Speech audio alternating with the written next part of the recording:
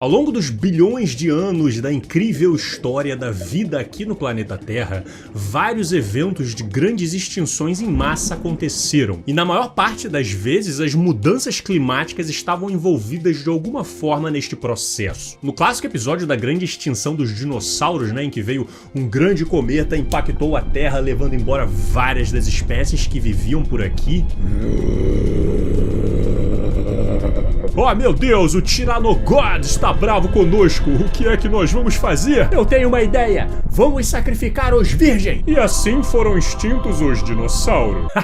Tô zoando, até porque os dinossauros não foram extintos e estão presentes conosco até hoje. A questão é que essas espécies não morreram diretamente por causa do impacto do meteoro, e sim das consequências geradas e das cascatas de reações geradas no planeta por causa desse impacto. É uma nuvem gigante de poeira que levanta e vulcões que entram em erupção, liberando muitos gases na atmosfera e mudando parte da temperatura daquele planeta. A real é que essa mudança de temperatura, tanto nos oceanos quanto no ambiente terrestre, foi um dos grandes responsáveis pela extinção em massa que ocorreu algum tempo atrás, como nós conversamos bem neste vídeo aqui. Assim como existem vários exemplos de seres vivos que se desenvolveram e modificaram significativamente a composição atmosférica, levando vários outros animais e outras espécies à extinção. Como o caso das plantas terrestres, em uma das hipóteses de que elas se desenvolveram tanto que começaram a absorver boa parte do CO2 da atmosfera, fazendo um resfriamento global em um período do passado. Assim como micro-organismos que aprenderam a fazer uma fotossíntese liberando oxigênio como seu produto, que acabaram oxigenando a atmosfera e oxidando várias das outras espécies, como também nós conversamos neste vídeo aqui. O ponto é que os seres vivos estão completamente conectados com este equilíbrio climático e ambiental e são plenamente capazes de gerar mudanças bruscas neste equilíbrio, levando a grandes extinções em massa, como nós já observamos no passado do nosso planeta. E atualmente, depois de bilhões de anos de história de vida por aqui, o animal que está sendo responsável por gerar este tipo de impacto no equilíbrio global é ninguém mais, ninguém menos do que o ser humano. É um animal inteligente, vai. A Terra é plana, olha aqui, Olha a régua aqui no horizonte. Bom, alguns de nós gostam de acreditar que nós somos de fato inteligentes e de que nós teremos um destino diferente das outras grandes espécies que foram extintas no passado. Por isso, ao longo das últimas décadas, lideranças globais vêm se reunindo em busca de encontrar um caminho em que a gente possa continuar se desenvolvendo como sociedade, mas amenizando os impactos ambientais que nós vamos causando, principalmente desacelerando a emissão de gases de efeito estufa que acabam aquecendo ainda mais o planeta, colocando em risco todo o meio ambiente. Esse é sem dúvidas um dos maiores desafios que a humanidade já enfrentou, para não dizer o maior deles, e hoje começa a COP26, que é um encontro de líderes globais para tentar encontrar soluções. Sejam todos muito bem-vindos ao canal do Slow, uma iniciativa financiada pelos próprios seguidores. Muito obrigado de coração a todos que contribuem para manter esse projeto vivo. E no episódio de hoje, nós vamos falar sobre mudanças climáticas. Já há mais de um século que a gente tem evidências de que o ser humano pode estar sendo um dos responsáveis por um processo de aceleração de aquecimento do planeta, como bem nós conversamos neste vídeo aqui, que eu sugiro vocês darem uma olhada para quem ainda não viu. Ao longo do tempo, as evidências só foram aumentando, cada vez mais estudos, ao ponto de quase que esfregar na nossa cara que foi ficando insustentável, impossível de ignorar essa situação, mesmo a gente vivendo numa sociedade completamente dependente na época dos combustíveis fósseis. Eu digo isso porque a ciência tem um certo histórico de ser perseguida por grandes indústrias quando as evidências começam a entrar no caminho dos seus interesses de crescimento econômico. Pegando aqui um histórico de reconhecimento dos Estados Unidos, que é a maior economia global, em relação a esse assunto, em 1988, o cientista da NASA Jim Jensen falou para o Congresso americano de que os gases de efeito estufa estavam sendo detectados como um dos responsáveis pela mudança do clima que estava acontecendo naquele momento. Este foi o mesmo ano em que a ONU criou o IPCC, que era uma organização que junta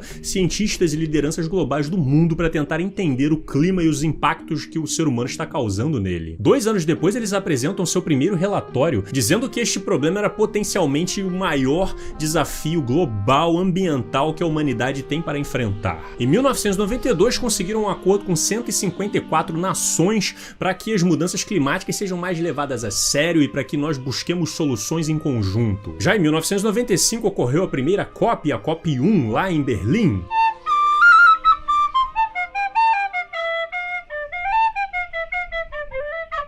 Em 97 foi assinado o Protocolo de Kyoto, o primeiro acordo entre diferentes nações para tentar buscar uma redução das emissões de gases estufa no planeta. Desde então esses encontros foram acontecendo quase que anualmente, né, para trocar pesquisas, para conversar, fazer novos projetos, atualizar as suas propostas. Em 2009 aconteceu a COP15 lá em Copenhague e foi decidido pela primeira vez que os países fizessem um compromisso sobre o quanto de emissão que eles iriam conseguir reduzir nos próximos anos, colocando como uma meta global de que até o final do século nós poderíamos que aumentar no máximo 2 graus da média do planeta comparado com os tempos antes da Revolução Industrial. Ah tá, vai reduzir, eu fico ouvindo isso aí o tempo todo, todos os anos, mas vai reduzir quanto? E como é que você vai fazer isso? Eu quero isso aqui no papel. Em 2015 foi proposto o Acordo de Paris, que conseguiu a assinatura de todos os 196 países participantes se comprometendo internacionalmente a tentar reduzir as suas emissões globais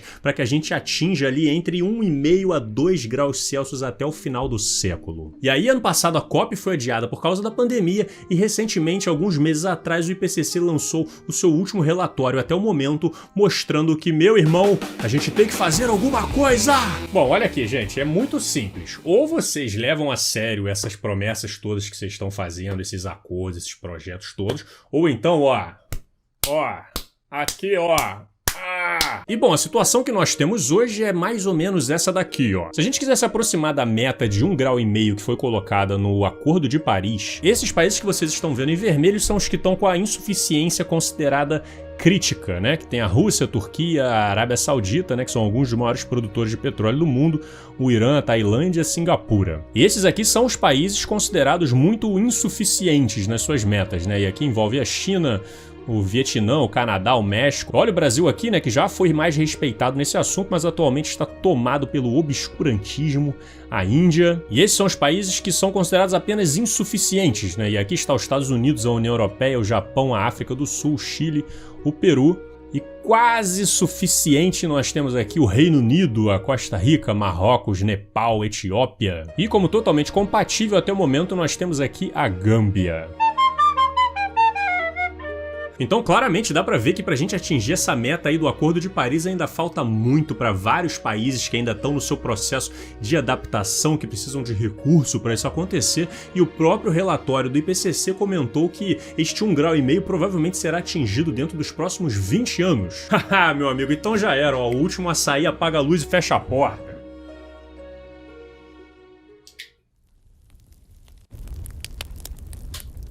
O fato é que a sociedade está encarando um desafio de propensões gigantescas. É muito difícil conseguir essa coordenação, esse apoio para fazer essa adaptação em tudo quanto é país do mundo. Mas eu acho que tá claro que não tentar não parece ser uma boa opção para ninguém, pois todos nós seremos os prejudicados por isso. E de fato, muito já foi conquistado ao longo das últimas décadas. Está cada vez mais claro a situação em que nós estamos. A ciência e tecnologia se voltaram para tentar desenvolver formas de energia sustentável, de energia limpa. Vários países passaram a fazer e estão com projetos para fazer nos próximos anos, nas próximas décadas, essa substituição para uma energia mais limpa da sua matriz energética. Alguns estão falando inclusive do Net Zero, que é você conseguir ter uma sociedade limpa, renovável, sustentável. A tendência é que essas tecnologias se tornem cada vez mais baratas, cada vez mais acessíveis, viabilizando esse tipo de transição. A questão ambiental vem se tornando cada vez mais relevante, né, com a preservação dos recursos hídricos, com a preservação das florestas,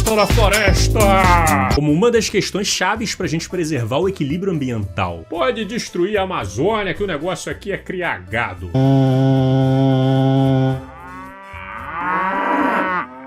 Inclusive, uma das excelentes formas que nós vemos compreendendo cada vez mais para preservar as florestas pelo mundo é você garantir os direitos dos povos indígenas de viverem por ali, pois eles não causam nem de perto o impacto que grileiros e outros invasores de terra ruralistas causam no ambiente. Garantir as terras indígenas é uma forma da gente proteger as florestas e isso será discutido na COP26. Esse gráfico aqui representa as emissões globais de efeito estufa da humanidade, partindo ali das últimas décadas, fazendo projeções até 2100 em diferentes cenários. Dá pra ver que as emissões estavam subindo alarmantemente, né, estilo a curva da Covid. E aqui a gente consegue analisar projeções para as próximas décadas até o final do século. Essa faixa cinza que vocês estão vendo é a tendência que nós iremos caso as atuais políticas sejam cumpridas, os compromissos que já foram feitos sejam colocados em prática.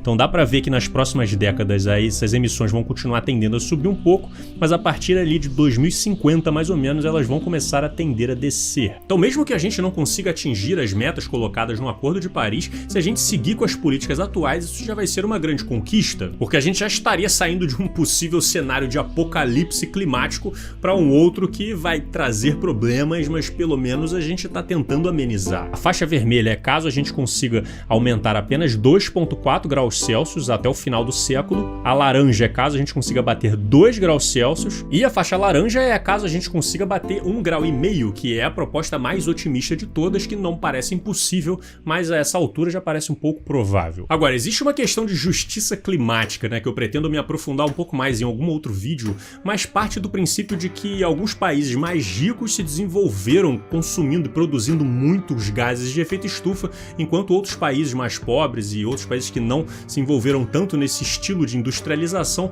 contribuíram pouco e hoje podem ser um dos maiores prejudicados por isso. Então, se a gente quer chegar num acordo global em que todos têm que fazer um pouco, têm que fazer a sua parte, a gente não pode ignorar essa injustiça que foi criada ao longo dos últimos anos. E por isso, países que contribuíram mais, países que estão mais ricos hoje em dia, têm um certo dever de ajudar esses países mais pobres a fazer esse processo de transição também. No encontro de Copenhague em 2009, ficou acordado que os países mais ricos e que contribuíram mais para os efeitos estufa iriam contribuir com um fundo que fosse aumentando seu valor gradativamente e chegaria até 100 bilhões de dólares anuais ali próximo de 2020. E de fato esses valores foram chegando aos poucos a cada ano e em 2019 chegaram a bater quase 80 bilhões de dólares no fundo. E esse seria utilizado em diferentes países em desenvolvimento para financiar projetos sustentáveis, para financiar programas, para financiar fiscalização ambiental, renovação. Porém, ainda há muitas questões nesses valores, parte deles foram feitos através de empréstimos ao invés de doações. Nem todos os projetos que estão sendo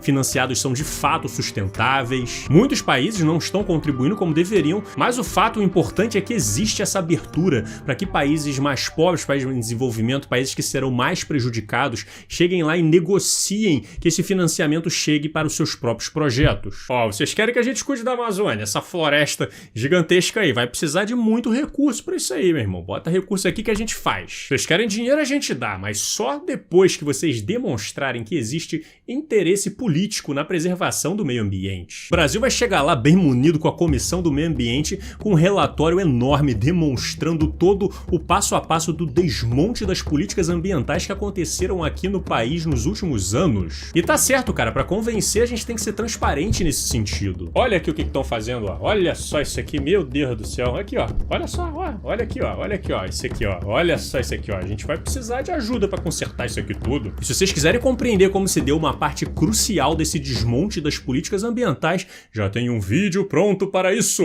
Ô, Slow, quer saber? Eu não vou viver mais por muito tempo, eu vou viver minha vida bem, eu não quero nem saber, que deixe esses problemas aí para as próximas gerações resolverem. Pois é, esse parece ser um dos grandes nós que a sociedade tem para desatar nessa questão das mudanças climáticas, porque como nós estamos falando de um problema para as próximas décadas, para daqui a 30 anos, né, que os problemas vão se intensificando, né, porque a gente já consegue ver muitos dos efeitos das mudanças climáticas hoje. Mas a gente tá botando metas aí para 2100, né, então tipo, muitas das lideranças globais que estão assumindo esse papel hoje já não vão mais estar vivas quando isso acontecer. Mas as próximas gerações vão sofrer os impactos de tudo que está sendo feito nesse momento, das decisões que estão sendo tomadas. Por isso essa questão da mudança climática vem mobilizando muitos jovens pelo mundo inteiro que estão se organizando, que estão conversando sobre isso, estão começando a buscar soluções e pressionar as autoridades e pressionar a atual geração, que hoje é responsável por essas decisões. Não fode, tio! Quer ferrar com o meu futuro, porra? E um desses símbolos dessa liderança dos jovens nesse assunto é a Greta, que com certeza vai ter a sua participação por lá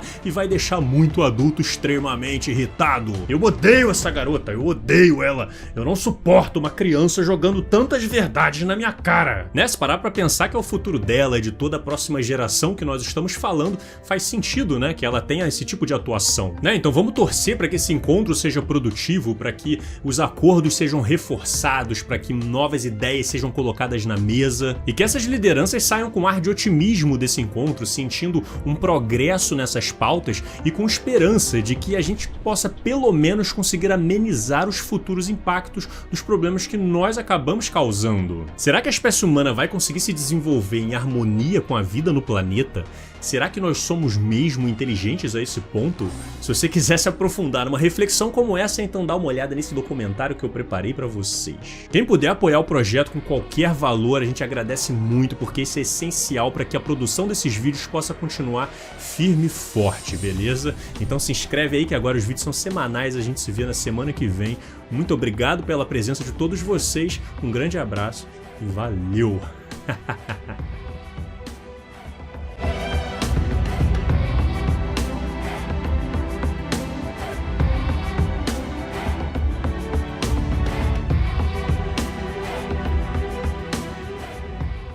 Ele vê tudo e ele recebe um vento na cara. Ele...